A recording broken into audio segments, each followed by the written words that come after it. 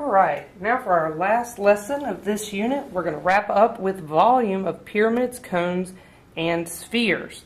And so, just like yesterday, we need to learn our formula for volume. We discussed that volume is actually filling up the shape. So how much sand can you fit in the hourglass? Or how much ice cream can you fit into the cone? But what is the volume? What space does it take up?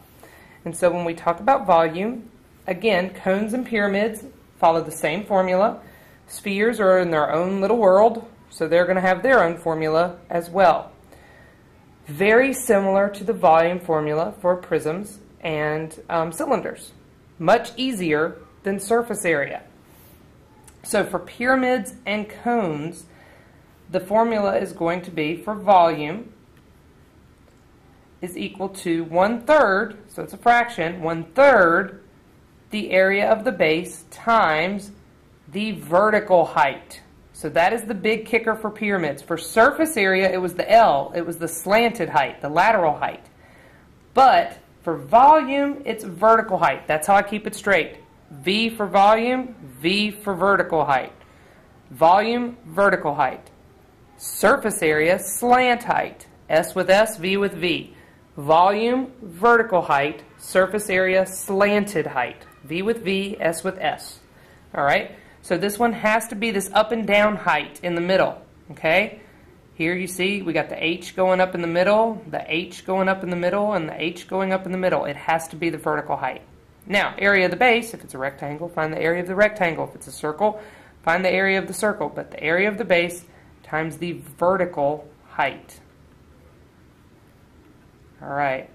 Now spheres, again, fall into that category of they only have one part. So any formula that they have must be based on that one part, the radius. So the volume for a sphere is very simple, and just like surface area for a sphere was. It is 4/3, so it is a fraction, an interesting fraction too, 4/3 pi r cubed. It is volume. We talked about how area is always square. Volume is always cubic. It's always three-dimensional. So it's got to be r cubed. But 4/3 pi r cubed. It's all multiplied together. One number, plug it in your calculator, should give you an answer. So these are your two formulas for finding volume with cones and pyramids and with a sphere. So let's do some example problems. Alright, so the first one we have is a rectangular pyramid, it looks like. And so in order for me to use my formula, I'm going to have to find the area of the base. So the area of the base is a rectangle. So the area of the base is going to be length times width. And my length looks to be 15.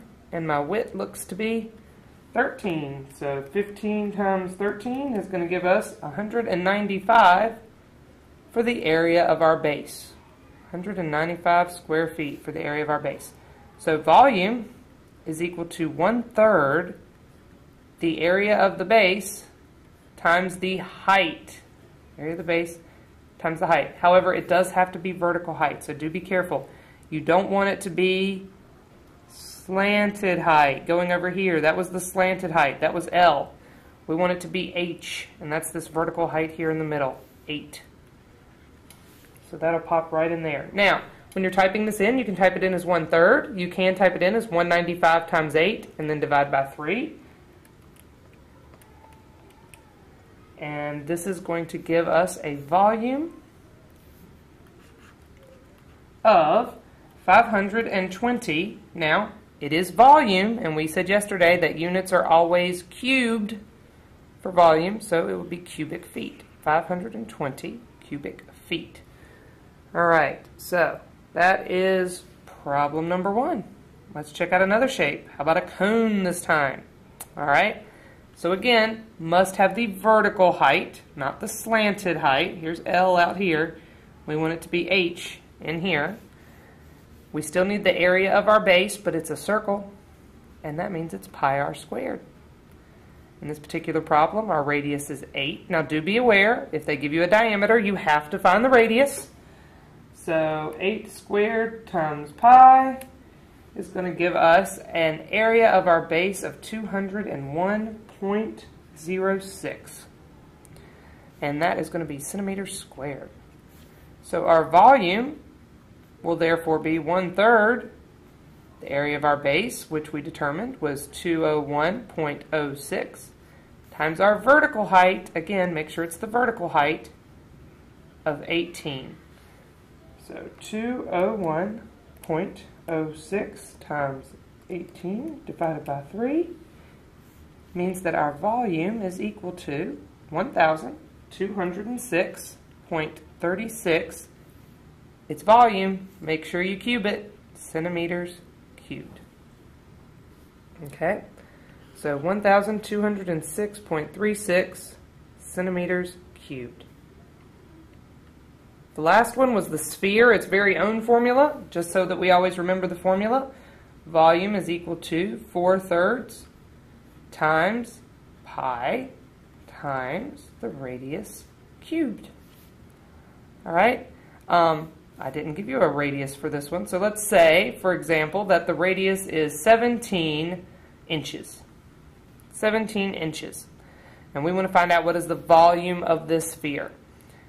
Only one dimension, that makes it a lot easier. So 4/3, and you can type that as a fraction into your calculator, times pi times 17 cubed. Now, if you were using a scientific calculator or one of our graphing calculators, make sure for the third power to cube something, you use the little caret top arrow.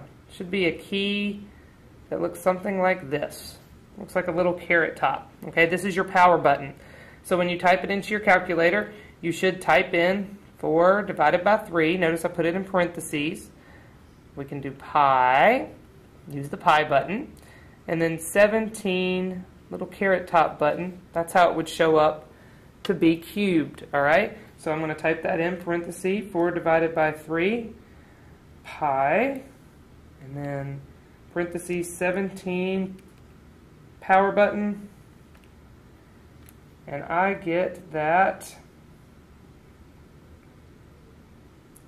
our volume is equal to 20,579.53 inches cubed. Because it is volume, we want to make sure that we get that cubed in there. And so this is going to be our formula.